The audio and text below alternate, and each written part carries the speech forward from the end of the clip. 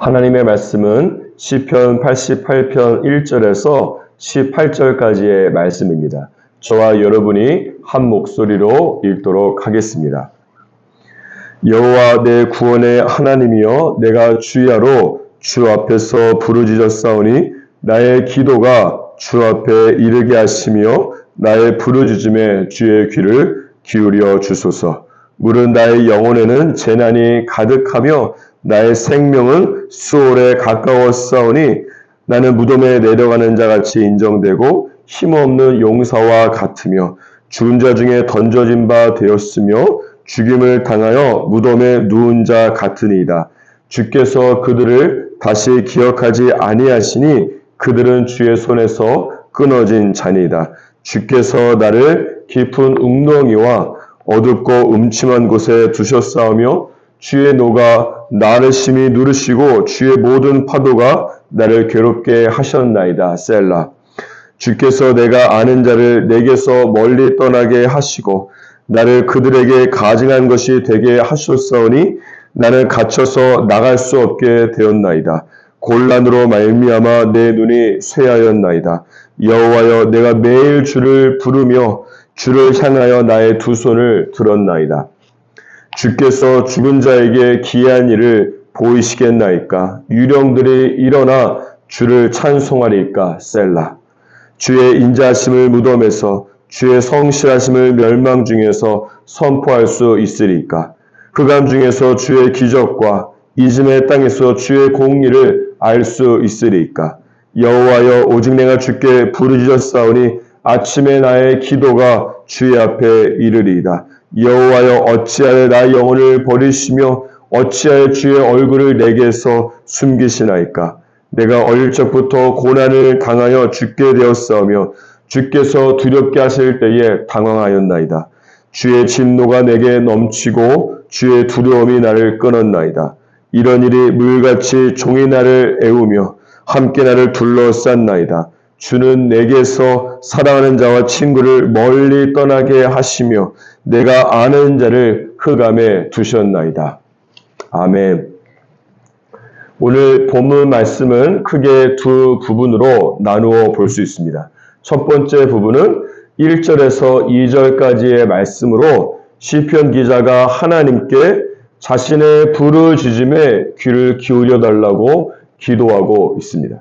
두 번째 부분은 3절에서 18절 마지막까지로서 시편 기자는 하나님께 항변하듯이 따지면서 하나님께 기도하고 있습니다. 6절에 보시면 주께서 나를 깊은 웅덩이에 두셨으며 7절에서는 주의 모든 파도가 나를 괴롭게 하였나이다라고 고백합니다. 이것은 시편 기자가 자신에게 일어난 어려움과 환난에 대해서 모든 것이 하나님의 탓이라고 말하고 있는 것입니다. 11절에도 보시면 주의 인자하심을 무덤에서 선포할 수 있으리까?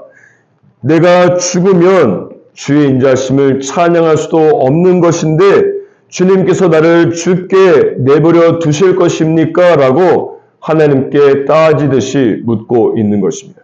그리고 오늘 본문 말씀의 마지막 구절인 18절을 보시면 내가 아는 자를 흑암에 두셨나이다라고 말씀하고 있습니다. 이 구절은 한국어 성경으로는 이해하기가 쉽지 않고 영어 성경으로 보아야 그 의미를 정확히 알 수 있습니다. 영어 성경에서는 18절 마지막 부분을 지금 나에게는 아무도 남지 않았고 오직 흑암만이 나의 가장 친구로 남아 있습니다라고 하는 뜻이 되는 것입니다. 오직 주님은 나와 함께 있습니다라고 시편을 마무리하고 있는 것이 아니라 오직 흑암만이 나와 함께 있습니다라고 시편 기자는 자신의 기도를 마무리하고 있습니다. 보통 대부분의 시편은 오늘 본문 말씀과 같이 하나님에 대해서 실망하고 원망하는 내용을 기록을 하고 있지만 그럼에도 불구하고 마지막에 가서는 그럼에도 나를 도우시고 구원하실 하나님에 대한 믿음과 고백과 찬양으로 끝이 나게 되어 있습니다. 하지만 오늘 본문 말씀 시편 88편은 첫 번째 두 구절은 하나님의 이름을 부르면서 하나님의 구원을 간구하고 기도하고는 있지만 나머지 모든 구절들은 대부분 하나님께 따지듯이 기도하다가 끝이 나고 있습니다. 하나님의 구원에 대한 기대와 소망이 전혀 기록되어 있지 않습니다. 여기서 알 수 있는 두 가지 영적인 진리가 있습니다. 첫 번째는 하나님께서는 시편 기자가 마음 안에 있는 모든 원망과 서러움과 분노 등을 토설하게 할 수 있도록 기다리고 계신 것입니다. 왜냐하면 이때는 시편 기자가 자신의 어려운 상황 때문에 너무 격앙되고 분노한 나머지 그 어떤 소리도 들을 수 있는 마음의 여유가 전혀 없기 때문에 그렇습니다. 아이는 자기가 원하는 것을 하지 못하게 되면 이 짜증을 내고 심한 경우 바닥에 두어눕고 때를 쓰게 되어 있습니다. 그런데 이때 부모가 그 아이에게 다가가서 왜 너가 가지고 싶은 것을 줄 수 없는지, 왜 지금이 아니라 일주일 후에 줄 수 있는지 등을 아무리 이야기해도 아이의 귀에는 전혀 들려오지 않습니다. 이것은 부모가 아이에게 왜 안 되는지에 대해서 얼마나 잘 설명했는가와는 아무런 상관이 없습니다. 이때는 아이가 자신의 기대가 좌절되었기 때문에 힘들고 짜증나는 것을 모두 토해버릴 수 있도록 부모는 한 걸음 떨어져서 지켜보고 기다리는 것이 중요합니다. 그 후에 아이가 모두 울고 나서 마음이 진정되지 않겠습니까? 그러면 그때 부모가 왜 지금 안 되는지 또는 너가 원하는 것이 다음 주에 오고 있어 라고 말하면 그때는 아이가 부모의 말에 귀를 기울이게 되는 것입니다.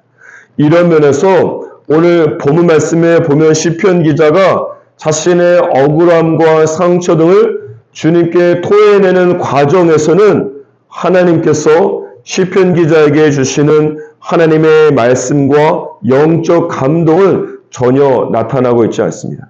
시편 기자가 마음의 폭풍이 너무 격한 나머지 하나님의 음성을 들을 수 있는 준비가 되어 있지 않기 때문에 하나님께서 시편 기자가 잠잠해지기까지 기다리고 계시기 때문에 그렇습니다. 그렇기 때문에 열왕기상 19장 11절과 12절에 보면 하나님께서 바람 가운데 계시지 아니하며 바람 후에 지진이 있으나 지진 가운데에서도 여호와께서 계시지 아니하며 또 지진 후에 불이 있으나 불 가운데도 계시지 않는다라고 말씀하고 있는 것입니다. 그러면서 이 열왕기상 19장 이 구절의 가장 마지막 부분에 보시면 다음과 같이 말씀하고 있습니다. 불 가운데에서도 여호와께서 계시지 아니하더니 불 후에 세미한 소리가 있는지라.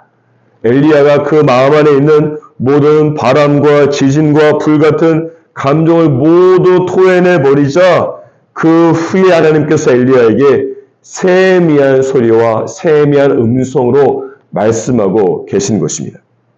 이런 영적인 관점으로 오늘 본문 말씀을 해석하는 것이 중요합니다. 오늘 본문 말씀 마지막 구절은 나에게 남은 것이라고는 흑암이라고 고백하며 끝이 나고 있지만 사실 끝이 아닌 것입니다.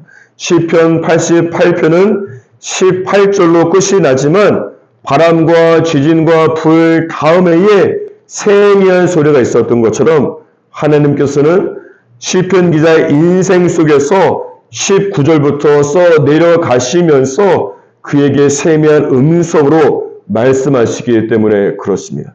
그러므로 여러분의 기도가 오늘 본문 말씀처럼 나의 모든 원통함과 하나님에 대한 원망으로 18절에서 끝이 나고 있습니까?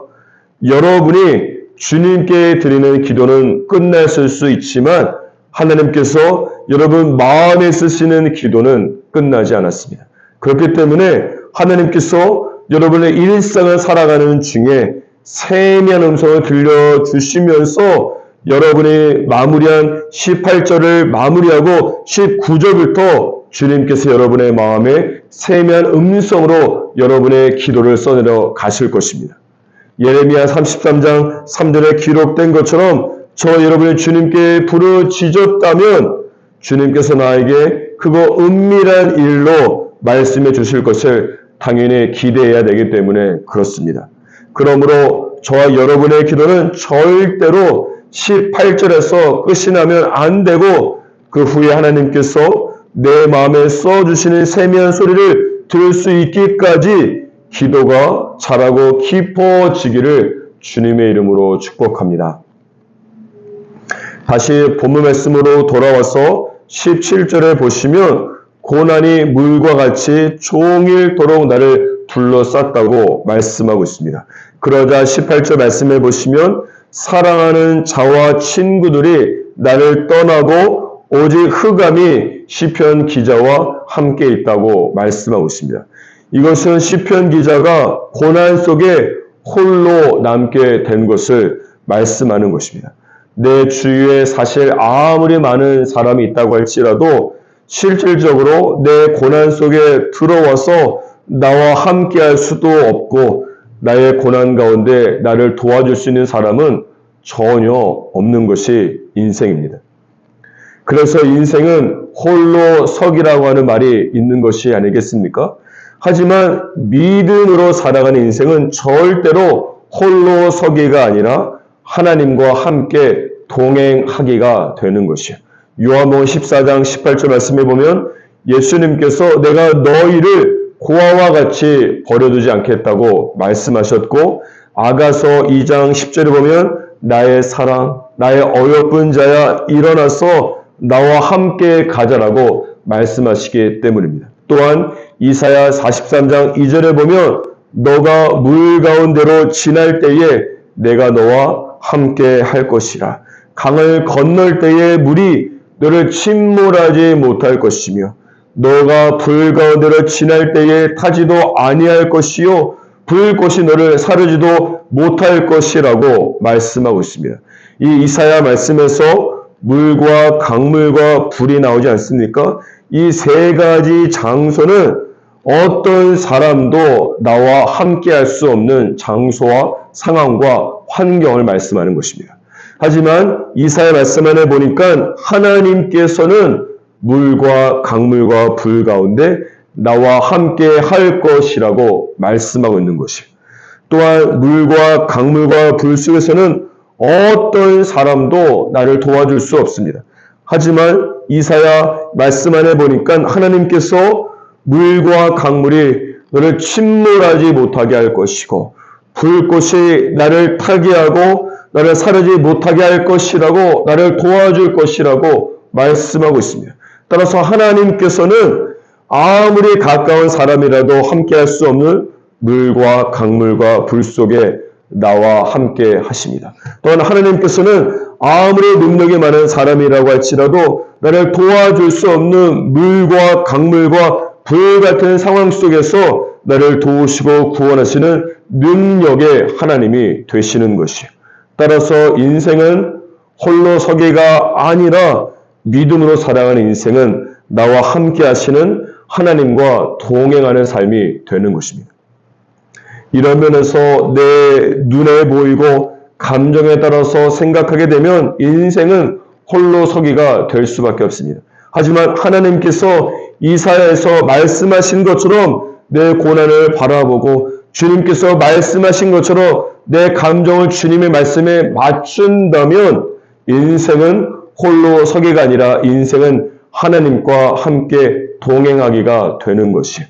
그러므로 18절 말씀에서 시편 기자가 고백하고 있는 것처럼 나에게 남아있는 것이라고는 흑암이 아니라 모든 사람이 다 떠나도 시편 기자에게 남아있는 것은 하나님께서 함께 하고 계시는 것입니다. 오늘 하루 살아갈 때에 하나님께서 눈에 보이지 않고 나를 떠난 것 같다고 홀로 서기의 마음으로 살아가지 마시고 나를 고아처럼 내버려 두지 않으시고 사랑하는 자야 나와 함께 가자 말씀하시는 하나님과 동행하면서 모든 고난을 뚫고 나아가는 저와 여러분이 되기를 주님의 이름으로 축복합니다.